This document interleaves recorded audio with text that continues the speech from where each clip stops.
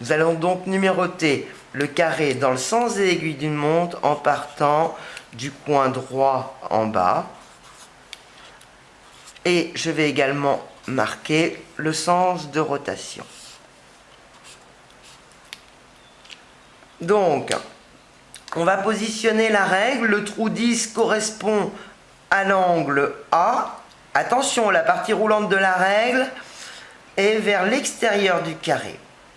Je prends donc mon axe.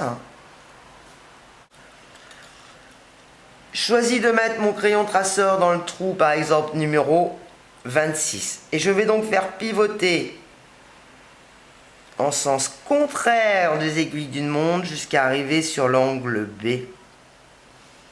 Donc, le trou numéro 20 correspond à l'angle B.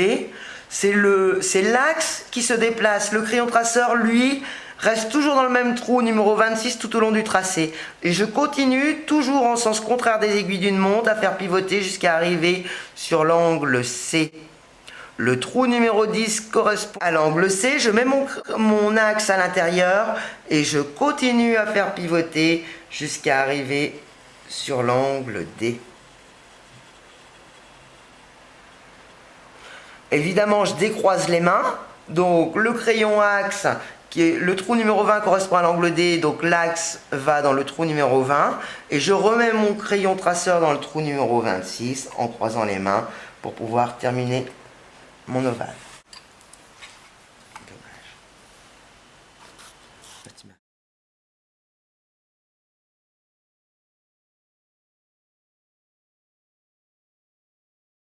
Maintenant, numéroter le carré en sens inverse des aiguilles d'une montre. A, B, C, D.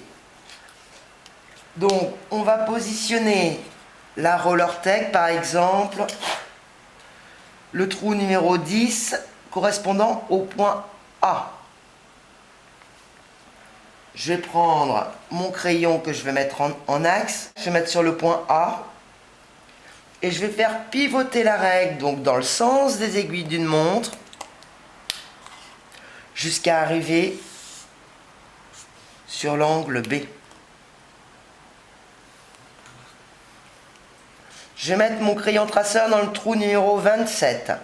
Et là, les deux crayons sont bien droits afin de ne pas casser la mine. J'arrive sur l'angle B.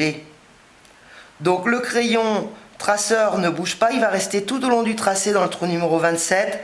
C'est le crayon axe qui va d'angle en angle et qui tourne autour du carré. Je mets donc mon crayon axe dans le trou numéro 20 sur le point B et je continue toujours dans le sens des aiguilles d'une montre à faire pivoter jusqu'à arriver au point C. Le trou numéro 10 correspond au point C. J'ai dit donc que le crayon traceur, il reste toujours dans le trou numéro 27. C'est le crayon axe qui va sur le point C dans le trou numéro 10.